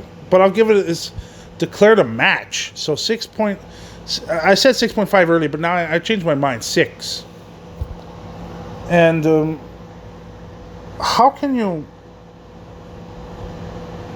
I don't know. That was weird. That's a weird one to me. Okay, so next up we see Bayley. Bayley was shown looking dejected backstage when Kyla Braxton approached her for comment. Bayley acted disappointed about what happened to Mysterio, then said he wasn't seeing doubles. She's still a double champion. Banks showed up. Bayley continued to gloat. So, a video package spotlighted the Bray Wyatt Braun Strowman feud, and I thought to myself, so okay. A video package spotlighted Braun Strowman. It's just, I don't care. We already know what's going to happen. It's going to be a swamp fight. It's non-title. Whatever. Okay. So, they teased that. It looked like they were teasing the fact that this match was going to be next. It wasn't. They said it was coming up. Oh, for God's sake. That's already another fuck up. Well, whatever. The next match on hand, we have Asuka and Sasha Banks for the Raw Women's Championship. The Raw team was on call for this one, so I'm like, okay. In-ring introductions, cool. Nice up. There was a cool little spot early in the match when Banks ran up the ropes, leaped off onto the knee, into the head from Asuka. That was a nice little spot. This match was really good, but at the same time, I am confused as fuck. I mean, I'm confused as fuck to see what happened in the end. So, I like the beginning of the match, and I'll explain the beginning first. Sasha came back, and after that little spot, when Banks ran up the ropes and then leapt off into a knee into the head from Asuka. So that was a good one. Nice little spot. Banks came back and wrenched the arm of Asuka, so it might have been a slight weak point, but then she fully recovered from it. Held there while pulling her fingers, Banks continued the unique attack on Asuka's fingers for another hold. Asuka eventually rallied with a series of kicks and a spinning back fist. Banks caught Asuka charging at her in the corner and used her legs to drive Asuka's face into the turnbuckle. Asuka came right back, pulling Banks from the ropes and into a code breaker. Sasha then avoided a hip attack and then threw a kick to the back of Asuka. Banks then attempted a suplex, and from the apron to the floor, which looked like it was going to be a nasty landing. But Asuka held on to the ropes. Banks blocked Asuka from suplexing her. She slipped underneath her and performed a powerbomb onto the pixie glass. So Sasha Banks rolled up Asuka and tried to get a near fall. When they went back inside the ring, she went up top and frog splashed her for a near fall. Sasha then applied her bag statement, but then Asuka powered her way to the ropes to break the hold. And a couple of there was a couple of drop kicks, especially when Asuka went for a missile drop kick. Sasha avoided it. And then there was a lot of kicks, a lot of hip attacks, a lot of German suplexes. It felt like a wrestling match to me. To me, that's what this match felt like. And the way I see it, the way I critique this, they both look strong. So, Asuka ended up catching Sasha in the Asuka lock, and the way this match ended was a total clusterfuck, in my opinion. A very big time clusterfuck.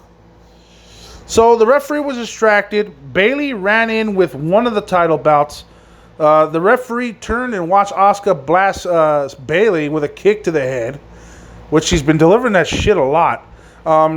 Just to let the match continue while Bayley rode to ringside, and Asuka tried to spray mist at Banks, and then Sasha moved out of the fucking way, and the referee took the mist to the face. So then Bayley ran in and hit Asuka with the title belt. By the way, Kairi Sane was down and she was knocked out with a Bayley to Bayley on the side of the floor, so she was out of contention. Asuka with the title belt. She fucking grabbed her title belt and hit Asuka in the head with it.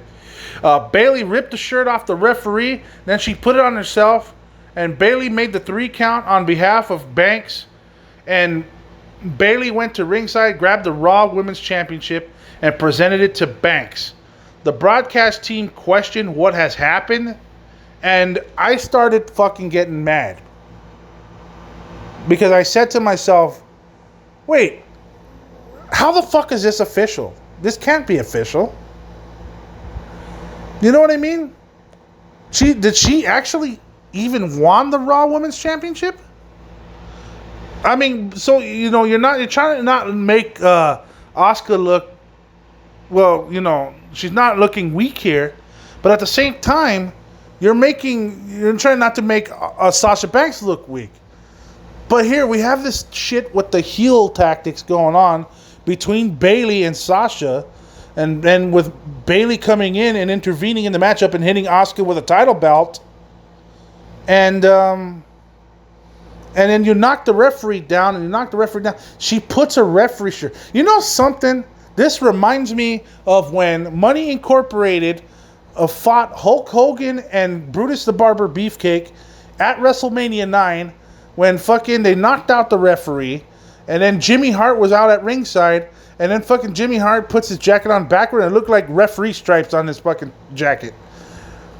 So he fucking puts it on there and he goes into the ring, and after Hulk Hogan and Brutus Beefcake used a titanium mask that Beefcake was wearing, he fucking hits Ted DiBiase and Erwin R. Shyster with it, and then the referee is knocked out cold, and fucking the referee, Jimmy Hart, turns his jacket around. It looks like he's wearing a referee jacket, so he counts the pin 1, 2, 3.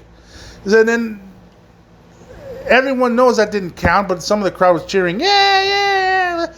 So this is what happened. This is the difference between this Asuka and Sasha match, between that one and the one from WrestleMania 9 with Hulk Hogan and Brutus Beefcake. The one from WrestleMania 9 was that there was a backup referee that came from the locker room and went outside at ringside and went to talk to the other referee, and he was, I guess, because he was knocked out. So he goes up to Ted DiBiase that were knocked out and Erwin R. Shyster, and he raises their hand because he won, because the Money Incorporated won the match via disqualification. This did not explain that. This was drizzling, a fantastic match that drawn to a drizzling shit match with a very shitty ending. What the fuck was this?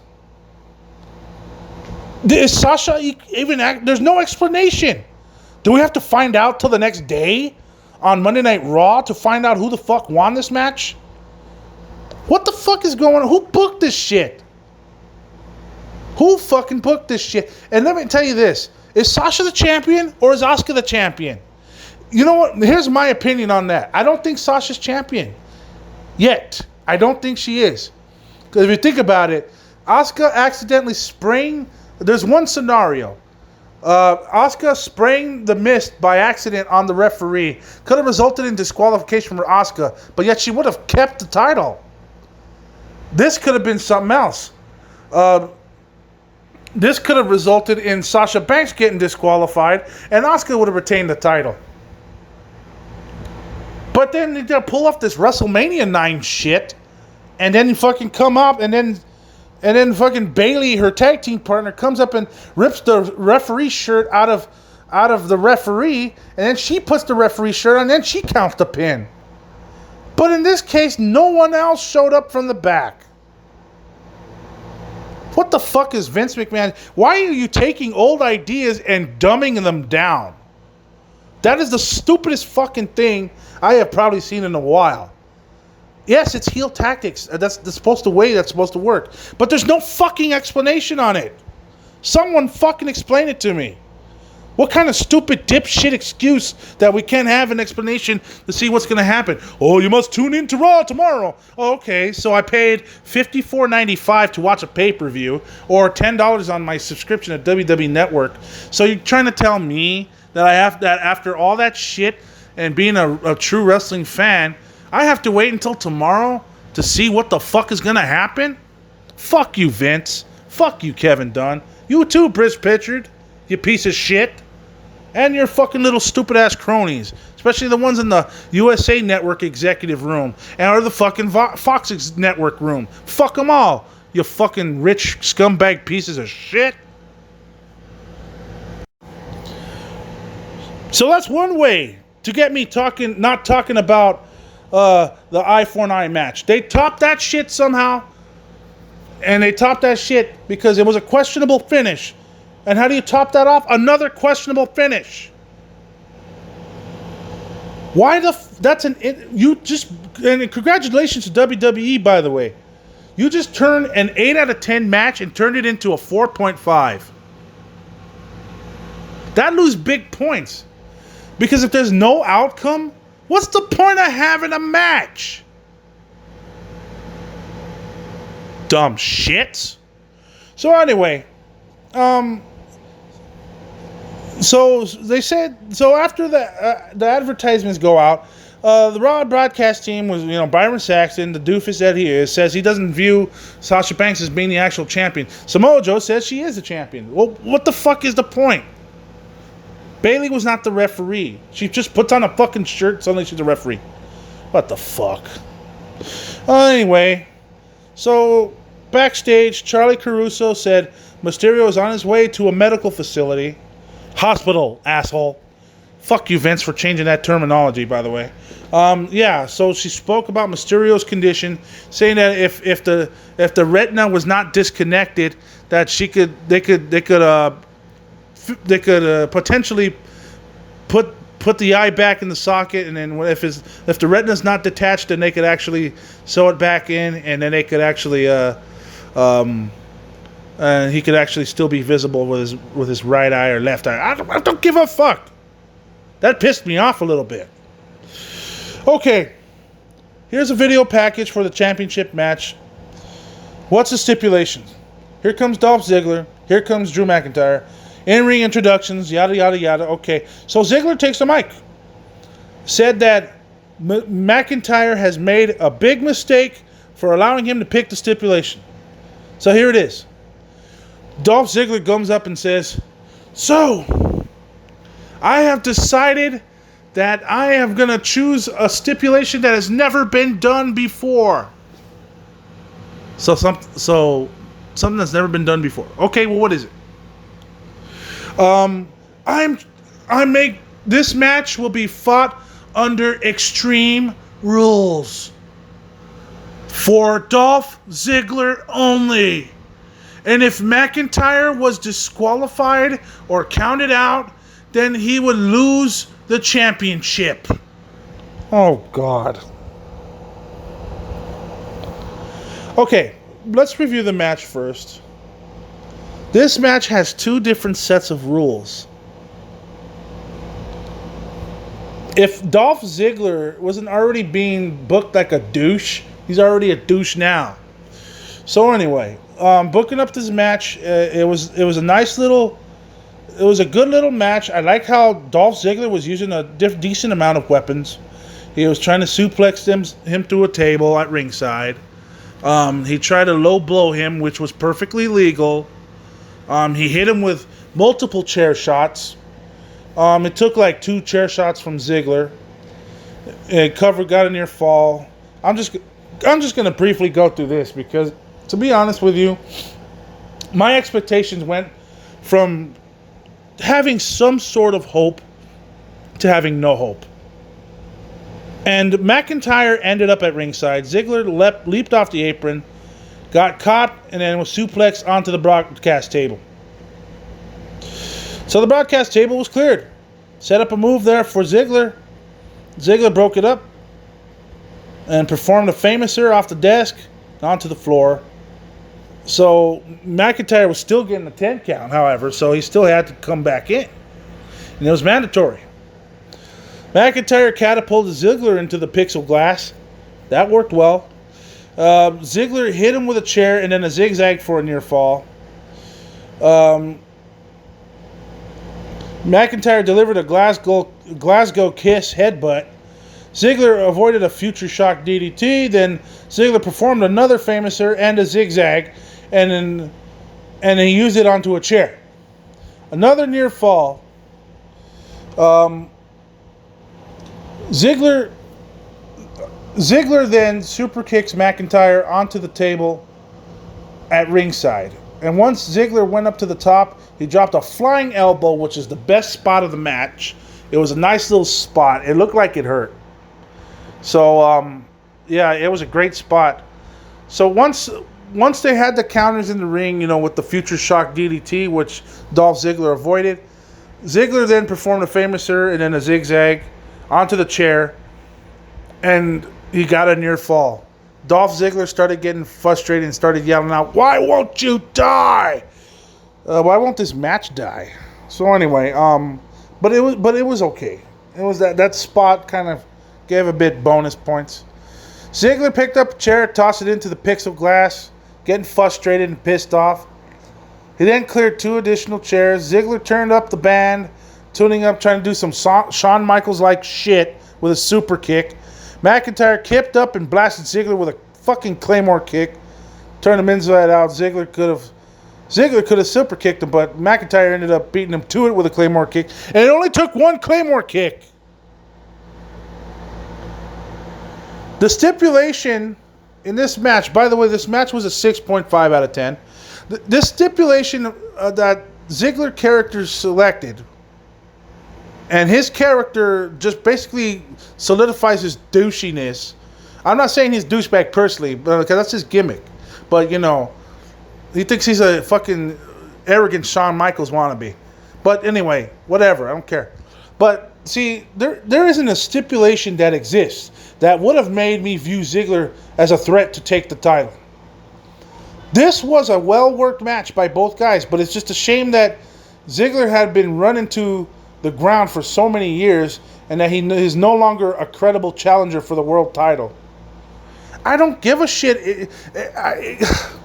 Look at the last 3 years that Dolph Ziggler has been in matches, in title matches, around this time, and these past 3. He lost all of them. What about 2 years ago at Extreme Rules? By the way, it was one of the worst Extreme Rules I ever seen, which was Dolph Ziggler fighting against Seth Rollins. And it was for the Universal title? Or was it just a match between the two? It was an Iron Man match, 30 minutes. It was a good match, but it didn't fit the stipulation. That was going to be main eventing the show. Okay, good effort by both guys, but there's one fucking problem. If there's only 1 or 2 extreme spots in the entire Extreme Rules show, that was false. It wasn't a fucking shit show. It was false advertising. So fuck 2018 Extreme Rules. 2018. Fuck it. Anyway, a year later, what happens? Cage match. Who did he fight? He fucking fought Kofi Kingston. Was that match good? That was alright. Good job. But it was not a credible threat. And then here we go again with him with Extreme Rules, this time with Drew McIntyre. He was not a threat.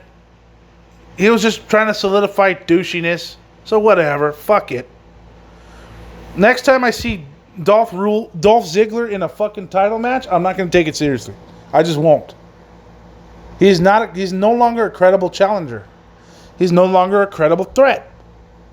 So fuck him. You guys, I'm talking about WWE. WWE in particular fucking buried this guy. Buried her beyond quicksand. So fuck it. He's not credible no more. Okay, here's the main event. The non-title Braun Strowman versus Bray Wyatt in a Wyatt swamp fight. Wyatt has been shown seated in his rocking chair. Let me just describe this to you. This is a cinematic match. It's outdoor, I believe. And who knows? I mean, Wyatt was shown seated in a rocking chair while Strowman arrived in a truck. Strowman then exited the truck, approached Wyatt, and said, "I'm home." Really? So then Wyatt disappeared. Wyatt could be heard laughing, and then Strowman threw the chair at the sign. Who gives a shit? There were some animals flashing on the screen, because, it was frogs, bunnies, and squirrels, and whatever the fuck. 2 hooded figures attacked Strowman. They started fighting him. Then they cut to Wyatt on the Firefly Funhouse doing a cheerleader bit, cheering him on. Oh, God. Anyway, Strowman fights off the henchman, called out for Wyatt. Strowman was hit from behind with an object, and when he looked up, he saw himself wearing the black sheep mask. And Strowman acted terrified. "Oh, it's a horror scene! It's a horror scene!" Then a sheep mask, and it's Braun Strowman. Basically, it's himself against himself. Himself hitting himself with a fucking shovel. Jesus Christ. Then he gets hit with the shovel again. And then the screen goes black. The next scene. Strowman was chained up in a shed or a cabin. I don't know what the fuck it is. Bray Wyatt does his old school entrance. And he was shown walking in his old gear holding a lantern. Wyatt approached the chair. Strowman told him that he's not his enemy. Wyatt said Strowman is like him. Strowman could be said he's not because he don't give a shit. Wyatt said Strowman is special. He said that together they could be like gods. He said they would bow to them. Governments would fall and they would rule. It's like I'm not even watching a match. I'm watching a fucking movie here. It looks like something you see from a B movie. Or that one Hulk Hogan movie. I forgot the name of it, but I don't know. Strowman said that he'd never go back to doing Wyatt's bidding no matter what he did. And Wyatt looked into the camera and asked if you want to see something really scary. Then a person entered the room with a giant snake, which apparently bit Strowman.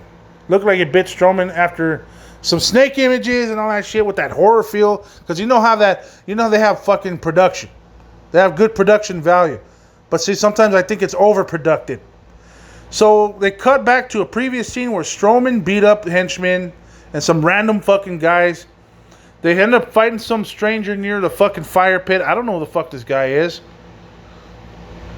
But he fucking hits him with some type of object. And then the man rolled near the fucking fire pit and he got caught on fire. One thing I will say, if this is counted as a match, that's the first time I've seen someone get caught on fire in 13 years. In a WWE ring, that is. Not talking about hardcore wrestling or independence. That don't count. I'm talking about in the WWE ring. It's been about 14 years. Last time I seen a wrestler get caught on fire was MVP back in 2006 when he fought Kane in that Inferno match. Back in 2006 Armageddon. Anyway, a woman wearing a veil started showing up at the dock. Called Strowman, say he had to do this. And the woman removed the veil, and sure enough, it was Alexa Bliss. And some images were shown of the past of them two being together. Bliss called for Braun to follow her home. And all of a sudden, Wyatt jumps him from behind and grabs Strowman by the face. And Strowman chokeslammed Wyatt onto a boat. The boat departed, and then it returned with Wyatt not inside. Wyatt hit Strowman from behind with an oar. Then Wyatt held Strowman underwater. Wyatt then disappeared. Strowman emerged from the water, got back on the deck. Wyatt showed up standing up. And then Wyatt beat Strowman with another object. I couldn't tell what it was. And then he let out a primal scream. Look what you made me do! I didn't want this! Oh God, over dramatization. Strowman stood up. Wyatt laughed. Wyatt tried to hit Strowman with whatever object he found. Strowman kicked Wyatt, who fell through the railing of the deck. Strowman searched for Wyatt and then declared that it was over. And then the Extreme Rules graphic appeared on the bottom of the screen. Once that shit happened, I said to myself, they cannot be serious ending this match like that. I thought we were promised alligators and shit. Well, we got a snake, but that was it. Oh yeah, and then suddenly 30 seconds later after the graphic, because I was convinced the show was over. Suddenly Wyatt reached up and applied the mandible claw and pulled Strowman into the water with him. The water was still for a moment, and then all of a sudden bubbles started turning red. Then the Fiend emerged and his laugh played. Let me in. Oh, it's so funny that it's full of shit. I guess the Fiend might have beaten Braun Strowman. I guess. It was non-titled, so that's smart that they do this. Okay. What do I think of that? I don't. I have no opinion on that. This was some more of Bray Wyatt's little magic cinema. One of his C-level movie magic. This just wasn't for me. I'm sorry. It wasn't bad. It was okay. But the Fiend showed up, and now we'll get Strowman versus Fiend at SummerSlam. Best thing I can say about this show is that, well, after that debacle, and then a 6 out of 10 for that eye for an eye match, you know, I was like, really? Good match, but weird finish. And then the Asuka versus Sasha Banks. Did it have to get that WrestleMania 9-like fucking finish? Seriously? And then this swamp fight. This Wyatt swamp fight.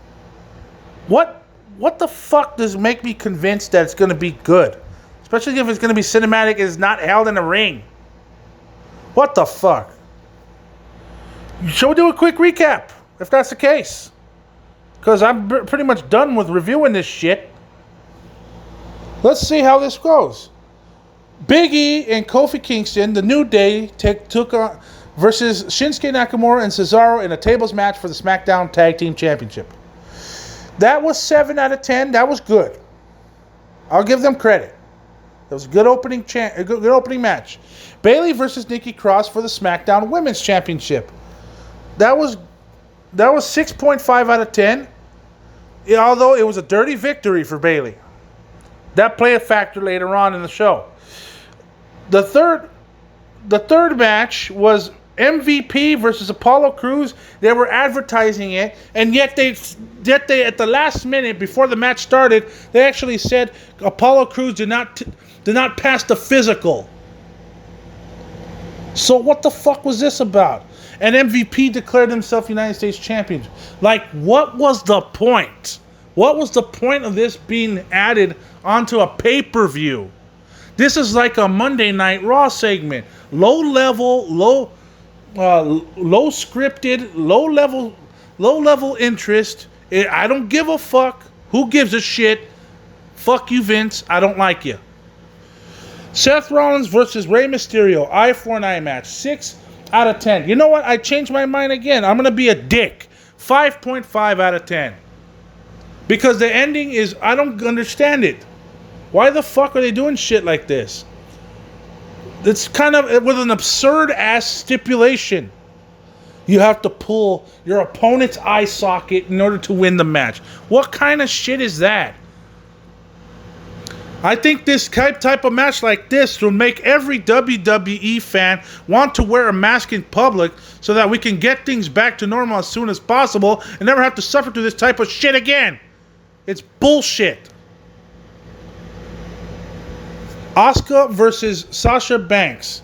I liked this match, and I really liked it. And I was going to declare this match of the night. But in reality, a fucking clusterfuck of an ending, which you copied from WrestleMania 9. You try to not make Sasha Banks look weak, which I can understand that. You try to not make Asuka look weak, which I could understand that. And yet you try to not make any of this... you try to not make Bayley or Kairi Sane look weak either. Kairi's going back to Japan, so who gives a shit, right? So... and I feel bad for her. She has talent. Bayley's got talent. She could do better than this shit. But this is... Why the fuck did the booker say... Let's have Bayley intervene in the match and then take off the referee's shirt and then let her put on the referee's shirt. Let her count a pin. Oh, but question, sir.